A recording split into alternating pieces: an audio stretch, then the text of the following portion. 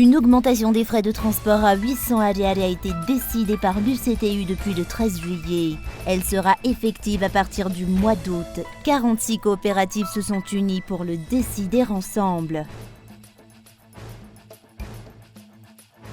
La diaspora malgache compte de nombreux intellectuels et techniciens partout dans le monde. Or, la majorité de ces cerveaux ne participent pas au développement du pays. La participation de la diaspora malgache est nécessaire au développement de Madagascar, selon le ministère des Affaires étrangères et l'ambassade de France à Madagascar. À la une de l'actualité internationale en Israël, l'approbation par le Knesset d'une mesure clé du projet de réforme judiciaire qui accroît le pouvoir des élus par rapport aux magistrats a été désavouée dans les rues de plusieurs villes d'Israël lundi 24 juillet au soir.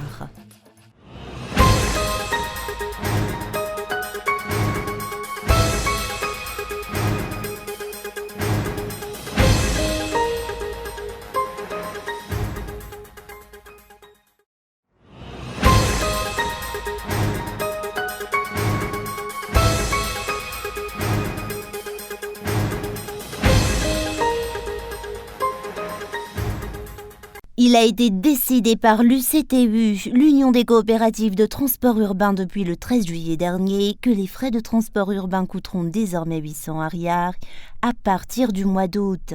Un dialogue avec les autorités du pays ne garantira en rien que les frais de transport actuels seront maintenus, selon le président de l'UCTU. 46 coopératives se sont unies pour décider ensemble cette augmentation des frais de transport à 800 ariary.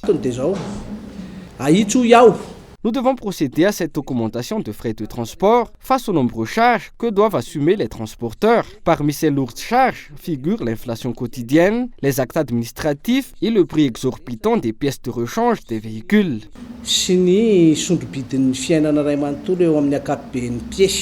Cette augmentation des frais de transport a été décidée lors de la dernière Assemblée générale des transporteurs. Toujours ouvert au dialogue avec les responsables étatiques, l'UCTU compte néanmoins maintenir sa décision.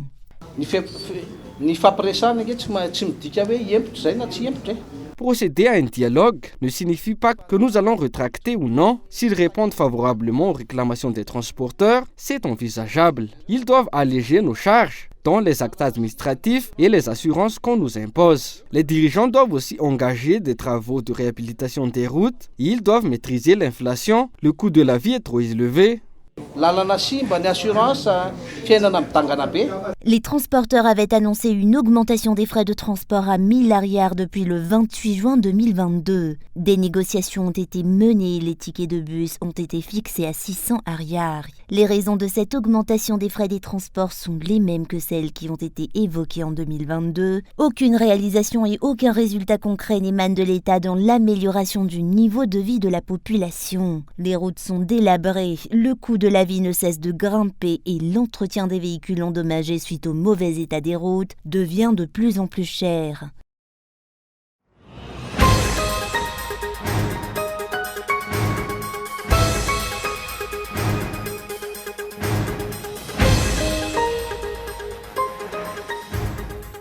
La participation de la diaspora malgache est nécessaire au développement de Madagascar. Ils participent à la relance de l'économie du pays selon le ministère des Affaires étrangères et l'ambassade de France à Madagascar. La diaspora compte de nombreux intellectuels et de nombreux techniciens partout dans le monde. Or, la majorité de ces cerveaux ne participent pas au développement du pays. Ils ne prennent pas leurs responsabilités ou aucune responsabilité ne leur est confiée dans le pays selon les explications.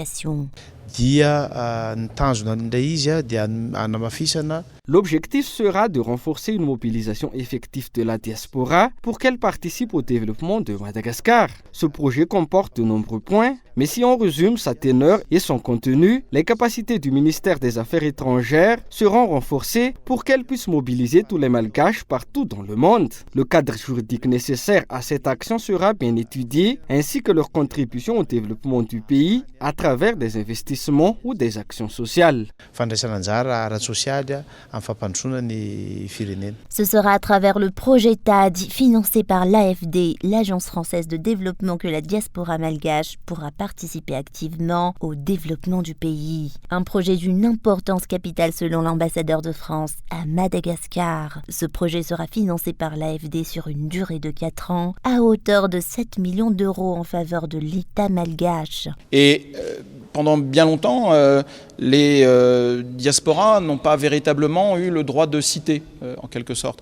Il a été décidé de porter ce projet à haut niveau politique, souhaité par nos plus hautes autorités politiques, les ministères des Affaires étrangères singulièrement, pour faire en gros 2 choses.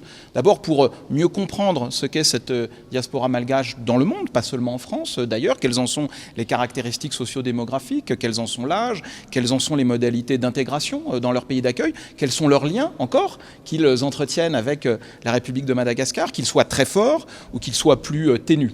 Je crois beaucoup à ce projet parce que dans le fond, il est le révélateur de ce que la France et Madagascar veulent faire, c'est-à-dire préparer la relation de demain, qu'elle soit économique, sociale ou humaine. Et donc c'est un projet pour nous tout à fait essentiel. Et la présentation du projet TAD a débuté ce jour au ministère des Affaires étrangères. Cette institution, en collaboration avec la CENI, la Commission électorale nationale indépendante, est actuellement en pleine préparation des étapes nécessaires à la participation de la diaspora malagasy aux prochaines élections qui se tiendront cette année, selon les explications. Les dirigeants avaient annoncé l'année dernière que la diaspora malagasy pourra participer aux prochaines élections. Or, aucune suite concrète de cette déclaration n'est observée jusqu'à ce jour. La question se pose de savoir si une telle entreprise est encore possible à quelques mois des élections.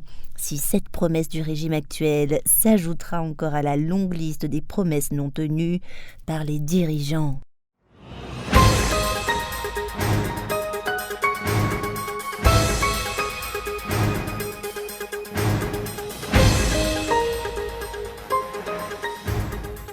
Les comptes bancaires faisant l'objet de blanchiment d'argent ou de transactions illicites seront immédiatement gelés. Telle a été la déclaration du directeur général du Samifin ce jour à son siège à Amboizane. Le Samifin a renforcé sa collaboration avec toutes les banques et toutes les institutions financières partout dans l'île en cette année électorale. Le Samifin a toujours procédé à des contrôles financiers, mais ils seront désormais plus stricts et plus rigoureux selon les explications. Des directives ont été transmises à toutes les institutions financières du pays par ce service de renseignement financier de Madagascar dans le cadre de la lutte contre le blanchiment d'argent. C'est durant la période électorale que d'importantes sommes d'argent dont on ignore les origines circulent et sont utilisées à des fins inconnues, dénonce le premier responsable du Samifin.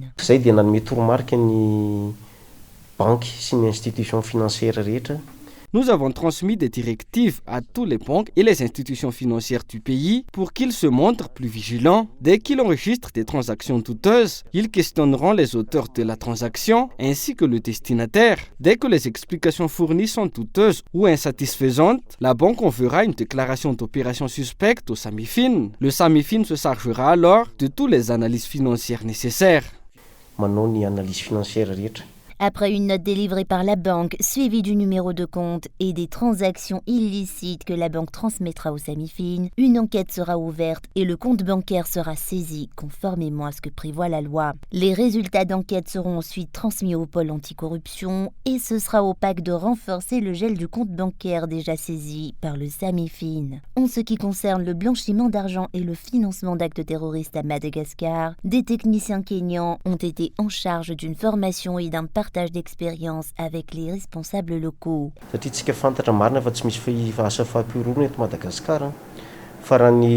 Bien que nous sachions qu'il n'y a pas de terrorisme à Madagascar, certains individus recherchés transitent parfois à Madagascar et ils se sentent souvent coupables d'actes terroristes. Ces cas et ces informations sont vérifiés au niveau des aéroports du pays qui collaborent avec Interpol. Lorsque les terroristes sont de passage dans le pays, les financements d'actes terroristes transitent donc aussi à Madagascar. Ces techniciens sont donc là pour nous aider à faire face à ce genre de situation et à définir les risques que cela représente pour le pays et comment ce genre de situation pourrait se présenter. Cette formation vise cet objectif.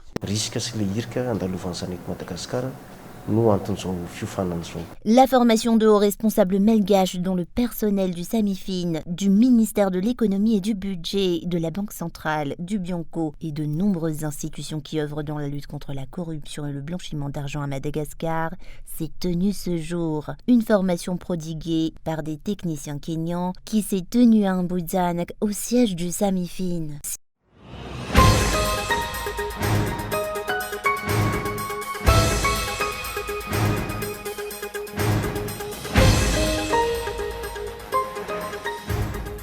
Une concertation politique afin d'aboutir à des élections libres et crédibles dans le pays se tiendra demain à Tiadana conformément à ce que l'alliance politique de l'opposition, le RMDM, Rudben Panui Chawan Démocratie de Madagascar, a annoncé précédemment. Tous les partis politiques locaux, la société civile mais surtout les candidats aux élections présidentielles de 2018 et ceux qui projettent de se présenter aux élections de cette année y sont conviés selon les explications.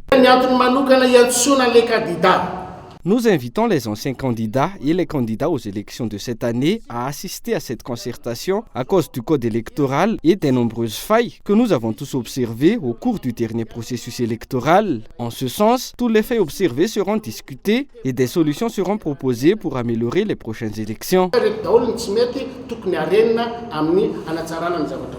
Cette concertation visera la restauration de l'état de droit dans le pays, mais aussi l'observation du processus électoral, ainsi que la mise en œuvre des élections à Madagascar, selon les explications.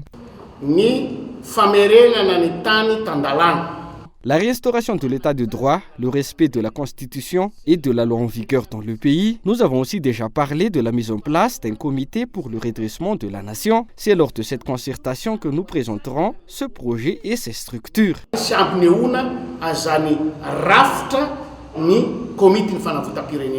Une résolution émanera de cette concertation de demain. Elle sera présentée à toutes les institutions concernées par le processus électoral, selon les explications reçues.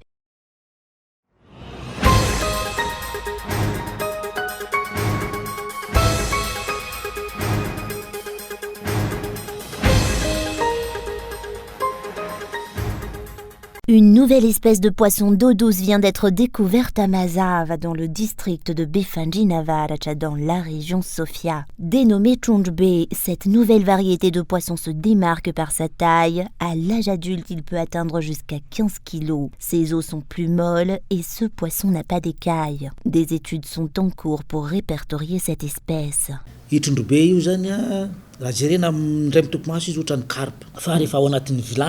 Le Chundbe ressemble au carpe, mais une fois cuit dans la marmite, on réalise que c'est un poisson totalement différent. Ce poisson est très différent vu qu'on n'a pas besoin de retirer ses écailles pour le cuisiner. Et c'est un poisson gras, son goût est différent comparé à celui de la carpe. Le ministère de la Pêche et de l'Économie bleue collabore actuellement avec des techniciens locaux et étrangers pour l'étude de cette nouvelle espèce de poisson d'eau douce, pour sa préservation mais aussi pour multiplier l'espèce et pour la répandre partout dans l'île. Des études sont en cours. À noter que les eaux de la grande île comptent de nombreuses variétés de poissons qui sont actuellement des espèces protégées car endémiques à Madagascar.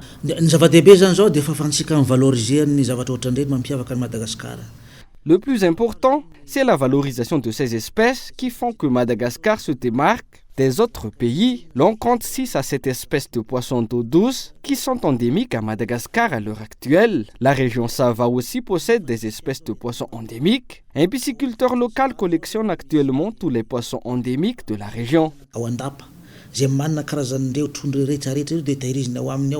Le bédoutia, le kachia, le marakele et autres font partie des poissons d'eau douce qui sont endémiques à Madagascar. Jusqu'à ce jour, aucune autorisation d'exportation de ces espèces endémiques n'a été délivrée par le ministère de la Pêche et de l'Économie bleue, selon les explications.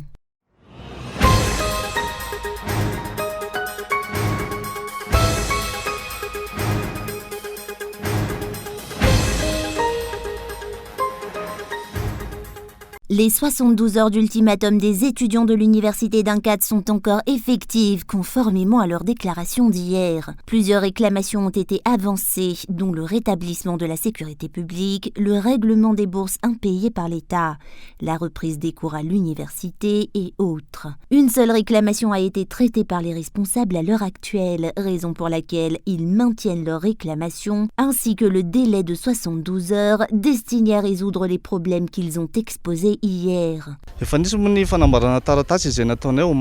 Nous avons déjà procédé à une déclaration écrite hier et nous devons reconnaître les efforts fournis par le ministère, vu que l'après-midi même, le calendrier des bourses est sorti. Nous sollicitons toujours un dialogue entre les leaders du CCS et le ministère de l'Enseignement supérieur.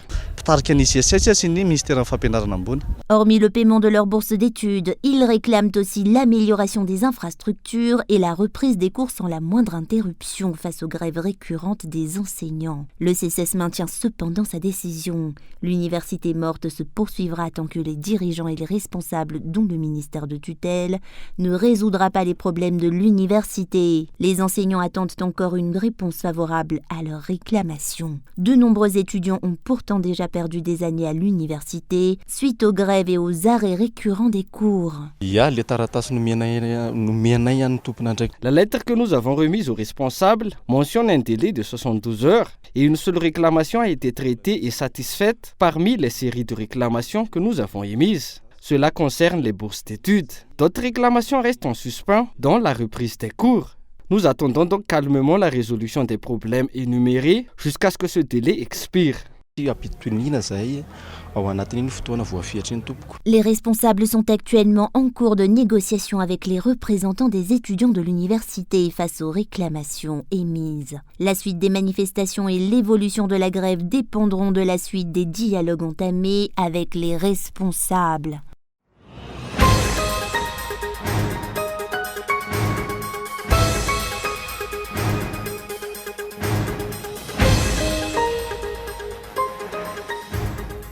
Dans les rues d'Israël ce lundi, des hordes de manifestants. La police a beau tenter de les disperser avec des canons à eau tout au long de la journée, rien n'entame leur détermination.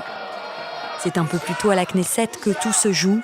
Des élus d'opposition affichent leur désaccord. Ils quittent la session parlementaire avant le vote d'une loi judiciaire controversée, contre laquelle ils ne peuvent rien, face à la majorité d'ultra-droite au Parlement. Quelques minutes plus tard, le ministre de la Justice, Yariv Levin, célèbre l'aboutissement de son projet. Voici les résultats du vote. 64 voix pour, 0 contre, aucune abstention. Je déclare que l'amendement numéro 4 a été adopté.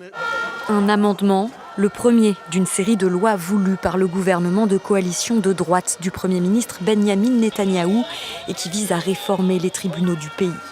Le texte limite la possibilité de la Cour suprême à annuler certaines décisions de l'exécutif qu'elle jugerait déraisonnables. Un dispositif que les manifestants qualifient de dérive antidémocratique. Nous défendons notre démocratie avec nos corps. Le gouvernement veut détruire le pays et nous ne le laisserons pas faire. À l'issue du vote, le Premier ministre a pris la parole quelques heures seulement après avoir subi une intervention chirurgicale. Aujourd'hui, nous avons franchi une étape démocratique nécessaire. Elle visait à rétablir un certain équilibre entre les pouvoirs. Nous continuerons à rechercher des accords. Nous ne renonçons pas à la possibilité de parvenir à un large consensus et je vous dis que c'est possible. Un consensus difficile à imaginer, cette réforme ébranle jusqu'à l'institution militaire. De nombreux réservistes menacent de ne pas servir l'armée, ce qui pourrait affecter les capacités de défense d'Israël.